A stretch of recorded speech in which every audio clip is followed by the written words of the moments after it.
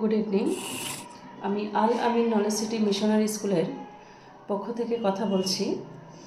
Summer vacation এবং পূজা vacation এই দুটো টপিক সম্পর্কে আমি আজকে কথা বলবো।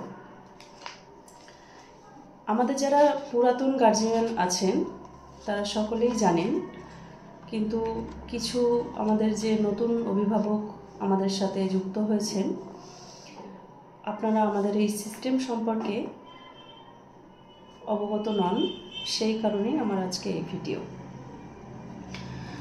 সামার ভ্যাকেশন এবং পূজা ভ্যাকেশন দুটো আমাদের প্রজেক্ট। সারা বছরে 15 মার্কস সামার ভ্যাকেশন এবং 15 মার্কস থাকবে পূজা ভ্যাকেশন কাজের ওপর, যেটা বাচ্চারা বাড়ি থেকে কাজ করে এনে আমাদের কাছে জমা দেবে এবং তার উপরে মার্কসগুলো থাকবে। এখানে দুটো পার্ট আছে।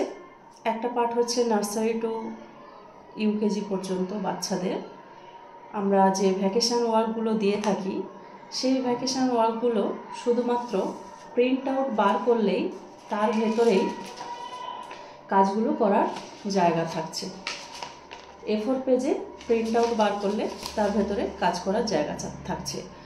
অন্যদিকে ক্লাস 2 থেকে ক্লাস 10 পর্যন্ত যে ভ্যাকেশন কাজটা দেওয়া হয়, সেটা একটা কোয়েশ্চেন আকারে দেওয়া হয়। সেটাকে বাচ্চারা দেখে A4 পেজের মধ্যে কাজগুলো করবে। নার্সারি থেকে ইউকেজি পর্যন্ত বাচ্চারা অল সাবজেক্ট একটা জায়গায় পিন করে তারপর কাজগুলো জমা দিতে হবে। কিন্তু ক্লাস 2 থেকে 10 পর্যন্ত বাচ্চাদেরকে, যেহেতু তাদের সাবজেক্টিভ টিচার সব আলাদা, সেহেতু সাবজেক্ট ওয়াইজ তাদেরকে ভ্যাকেশন কাজগুলো পিন করে দিয়ে দিতে হবে। এক্ষেত্রে অনেক অভিভাবক চ্যানেল ফাইল বা ফাইল দিচ্ছেন, এগুলোকে আপনারা অ্যাভয়েড করবেন।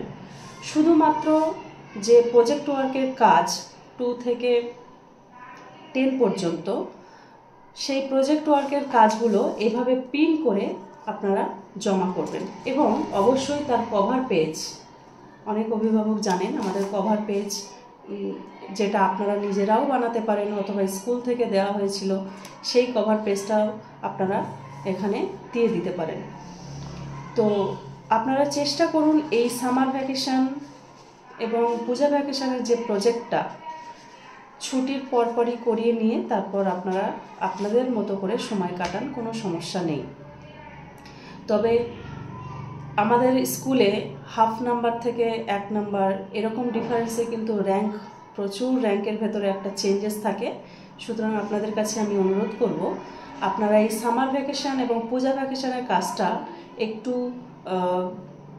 ইম্পর্টেন্সি দিয়ে দেখুন, কারণ এই জিনিসটার নাম্বারটা শুধুমাত্র অভিভাবকের একটু সহযোগিতা এবং বাচ্চার সুন্দরভাবে উপস্থাপনার উপরে নাম্বারটা থাকবে। আপনারা চেষ্টা করুন এই সামার ভ্যাকেশন এবং পূজা ভ্যাকেশনের কাজটা বাচ্চা যেন অ্যাভয়েড না করে। ধন্যবাদ।